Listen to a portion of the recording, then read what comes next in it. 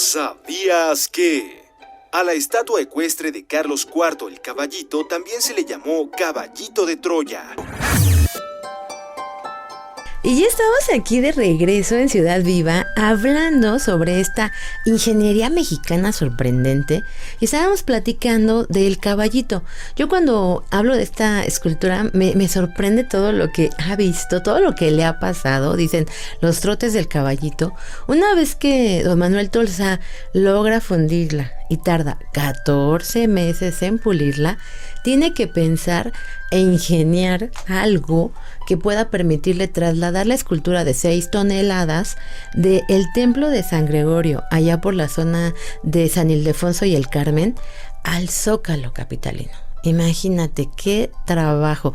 Suena fácil caminando uno, así, normal, pero con una escultura de 6 toneladas, bueno, él tuvo que hacer toda una maquinaria especial para trasladarla y llevarla a la Plaza Mayor, en donde pasó muchos años hasta que se da la independencia de México y deciden fundirla para servir como balas de cañón. Muchas personas se oponen, otros están a favor. Finalmente la trasladan al antiguo edificio de la universidad y después se va a la Glorieta del Caballito para finalmente llegar a su recinto actual, en donde se supone que iba a estar en Santa Paz por los siglos de los siglos, hasta que se les ocurre hacer esta limpieza que lo acaba de dañar con diferentes ácidos. Está dañado el rostro de Carlos IV, que dicen muchos conocedores que se conserva la escultura no por el personaje, sino por la maestría de la obra. Por eso se conserva este caballito magnífico, del que solo te voy a dejar una fotografía en mi Facebook, Visitas Guiadas México, para poder recordar un poquito de la grandeza de esta escultura maravillosa, obra de la ingeniería mexicana. Después de hablar de esto, también podemos ubicar en la misma Plaza Tolsá, allá en la calle de Tacuba, un edificio magnífico. En realidad son 2, bueno, son 3 increíbles edificios que a mí me sorprenden. La Plaza Tolsá es una de las plazas más homogéneas que existen en la Ciudad de México y además es muy equilibrada, es un lugar magnífico y está flanqueada por el Palacio de Minería. En voz de Miguel Ángel Sánchez, cronista de la Ciudad de México. Palacio de Minería, que bueno, se encuentra considerada pues como una de las obras más importantes de la arquitectura de principios del siglo XIX. Es obra también de el arquitecto y escultor valenciano Manuel Tolsá, considerada pues como algunos especialistas lo han mencionado, pues la obra pues más hermosa del arte neoclásico en toda la Ciudad de México y considerada pues orgullo para los mexicanos. Incluso bueno, pues a los mismos extranjeros les ha parecido pues una obra palaciega, inclusive pues comparado con los mejores palacios de lo que es Europa. Este Palacio de Minería pues fue construido originalmente para ser el Real Seminario de Minas, que se va a fundar por ahí de 1792, y a partir de 1797 se decide construir un edificio acorde para este Real Seminario de Minas, y Manuel Tolsá llevará a cabo pues el diseño y la ejecución del proyecto entre 1797 y 1813 aproximadamente.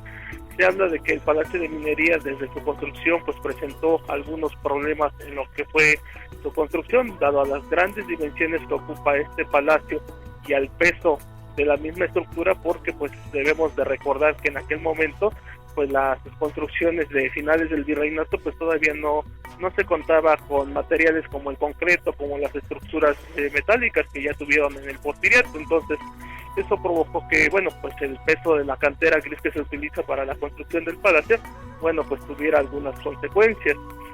Tolsá termina la obra en 1813 y pues albergó al Seminario de Minas. Se habla de que en 1830 el palacio como tal seguía con algunos problemas, sobre todo en lo que fue la cimentación, y se dice que en ese momento se van a presentar varias grietas, inclusive se empezaba a escuchar que se tronaba, y eso asustó a los habitantes que se encontraban muy cercanos a lo que era el palacio. Inclusive hasta se pensó en un momento dado demoler pues este fabuloso palacio. Se habla de que gracias a la intervención de un arquitecto de apellido Villar en 1830 se logró, bueno, pues en este caso reparar a un precio módico lo que fue el Palacio de Minería como tal. Ha sufrido algunas restauraciones, por supuesto, a lo largo del tiempo. La última pues fue llevada ya en 1976 por parte de la Universidad Nacional Autónoma de México, porque bueno, también debemos de recordar que pues a partir de 1857 este Palacio de Minería se va a convertir en escuela de ingenieros y actualmente, bueno, forma parte del patrimonio universitario como pues en este caso parte de la Facultad de Ingeniería de la UNAM. El palacio como tal, bueno, pues solamente conserva, bueno, pues algunos elementos muy interesantes, como lo es el patio principal, todavía la capilla del palacio, pues conserva, bueno, pues lo que fueron algunos altares neoclásicos, algunas pinturas de Rafael Jiménez y Planes, y bueno, pues son las principales áreas que, bueno, se han mantenido originales. Ya a lo largo de su ocupación el palacio, pues bueno, fue sede de algunos dependencias gubernamentales como el Ministerio de Fomento y la Secretaría de Agricultura en un momento dado ya en el siglo XIX, y esto, bueno, pues va a provocar pues algunas modificaciones en algunos de los espacios de este Palacio de Minería. Se considera que el Palacio de Minería es una obra maestra de la ingeniería mexicana por el estilo arquitectónico, por las características que tiene, por toda la cantidad de recursos que utiliza, y muestra un poco de lo que fue el neoclásico, esta nueva corriente que surge ya en la Nueva España como una forma de reformar el pensamiento de la gente de ese momento. Están regresando al humanismo y don Manuel Tolsá va a hacer este proyecto hasta 1792 aproximadamente, y ya son muchos años. Estamos hablando primero de la conquista que se da en 1521, pasa 1600, 1700, imagínate, y hasta 1792 se logra establecer un colegio de ingenieros. No, era una escuela para los ingenieros, una escuela para formar a personas que se dedicaran a la actividad de la minería. 3 siglos casi completos para poder lograr darle una formación académica a la gente que se dedicaba a la explotación en las minas. Por eso se hace este Palacio de Minería, con la idea de formar estudiantes. Sin embargo, son muy pocos los que llegan a este lugar, pero el edificio es increíble. El edificio es una obra maestra porque integra elementos funcionales tanto de una escuela, porque en la planta baja están pues la despensa, la cocina, el área de servicios. En el entresuelo se encuentran ya las habitaciones de los estudiantes, y en la parte alta ya está la escuela como tal. Es increíble porque este palacio, cuando tengas la oportunidad de visitarla, todos los sábados y los domingos hacen una visita guiada especial a las 10:30 de la mañana. Tiene un costo como de 60 pesos, me parece, y llegas ahí y entonces te llevan de la mano a las diferentes salas, a los patios. A mí me sorprende, el interior es magnífico. Por ejemplo, cuando he tenido la oportunidad de visitar este lugar durante la Feria del Libro. Feria del Libro en el mundo. El cimiento de la palabra feria se remonta al latín antiguo festivitas, que significaba dies festi, días festivos. Años más tarde, con el desarrollo del idioma latín semiculto y tardío, estos términos cambiaron para formar un vocablo muy parecido al que conocemos hoy, feriae. Igualmente, el significado etimológico de la palabra libro proviene del latín liber, expresión con que los romanos designaban la parte interior de la corteza de los árboles que usaban para escribir. En tal sentido, es con el surgimiento del libro y el desarrollo de su comercio en el Imperio Romano, cuando éste se vio favorecido por la demanda de las altas clases sociales, que podemos empezar a distinguir los primeros pasos para la formación de lo que será tiempo después el fenómeno Feria del Libro. Gracias a la progresión de los negocios de los libreros y de su creciente representación en las ferias mercantiles que ya se celebraban en toda Europa a finales de la Edad Media, pero no será hasta los últimos espacios del siglo pasado que el negocio de la distribución del libro se encontrará organizado por todo el continente. Como resultado de este fenómeno, aparecerán en diferentes puntos del viejo continente las grandes primeras ferias del libro. Todas ellas amplios escenarios comerciales en las que el ejemplar era solo una parte del gran sistema mercantil. Lo antes expresado se ilustra en que, además de textos escritos por monjes, se podía encontrar pieles de los bálticos, especias orientales, lazos y telas de Flemish, seda china, artículos de vidrio de Venecia, joyas, maderas de construcción, coronas de rosas, tirolesas y caballos. No será hasta algunos siglos después que podemos empezar a hablar de las ya célebres ferias especializadas de libro. Hoy día, la génesis de las ferias de libro no ha cambiado mucho con respecto a sus antecesoras. El espectáculo ferial no es más que un mero negocio comercial, con la única diferencia de que en siglos atrás eran impulsadas y subsidiadas por reyes, señores feudales e importantes comerciantes. Hoy son sin lugar a dudas un ejercicio transnacional. En el mes de febrero se lleva a cabo esta feria del libro y tienes la oportunidad de visitarlo, ver los salones, subir las escaleras. A mí las escaleras me encantaron. Además de por la arquitectura que tienen, porque son bien fáciles de subir. Ni siquiera sientes la altura.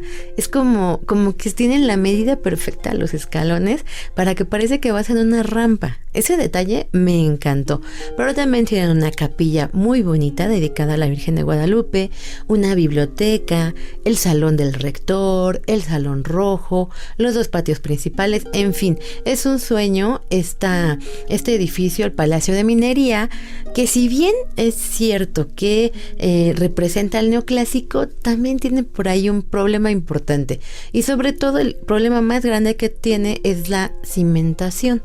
Cuando te das cuenta y observas el edificio, que bueno, es de 1792 aproximadamente, se ha hundido bastante con respecto al nivel de la calle, pero era lo que se tenía en ese momento y sigue en pie. A un costado de este edificio está el Palacio de Correos, y este Palacio de Correos realmente es una muestra de lo que es la ingeniería mexicana por completo. Si tú observas el Palacio de Correos, el nivel que tiene con respecto a la calle es el mismo, está exactamente a la misma altura de cuando fue inaugurado. No se ha hundido nada. ¿Por qué? Porque hay un ingeniero militar mexicano que se llama Gonzalo Garita.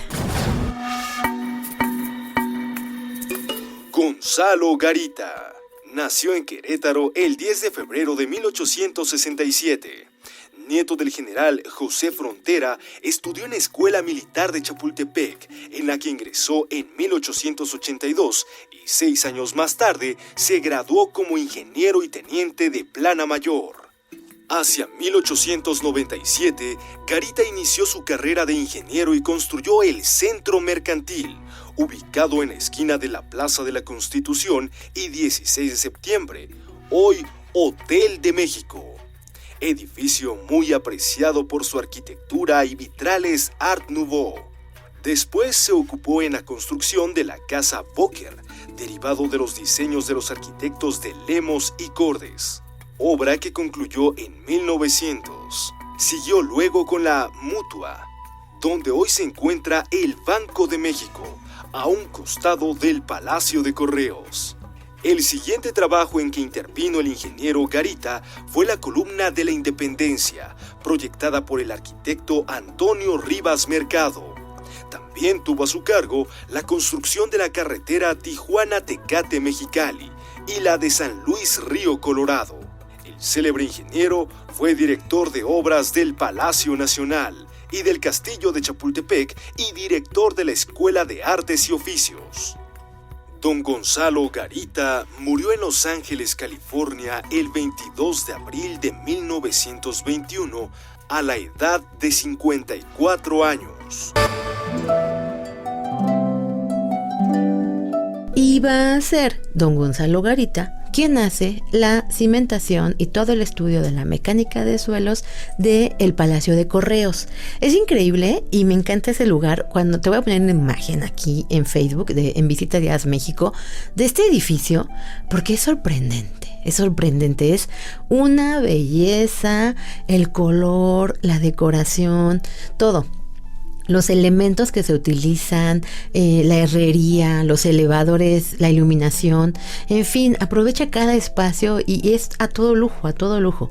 Cuando se empiezan a hacer este proyecto, Porfirio Díaz quería contar con un palacio de comunicaciones, con un palacio de correos maravilloso que mostrara el poder económico que tenía en ese momento México. Estamos hablando de 1906, en ese año pues no existe ni todas las comunicaciones que actualmente tenemos y solamente existe el correo. A través de esa forma es en la que te vas enterando de los eventos del mundo, aunque te llegara el periódico medio año después, no importaba. De todas maneras, así te enterabas a través del correo. Cuando se hace el proyecto, originalmente en ese espacio ya existía un hospital, el Hospital de Terceros de San Francisco. Ese Hospital de Terceros de San Francisco ya había estado en este espacio, se derrumba y cuando lo derrumban utilizan la cimentación original. Pero vamos a platicar de esto y más en cuanto regresemos aquí a Ciudad Viva en Radio 1000. Ciudad Viva.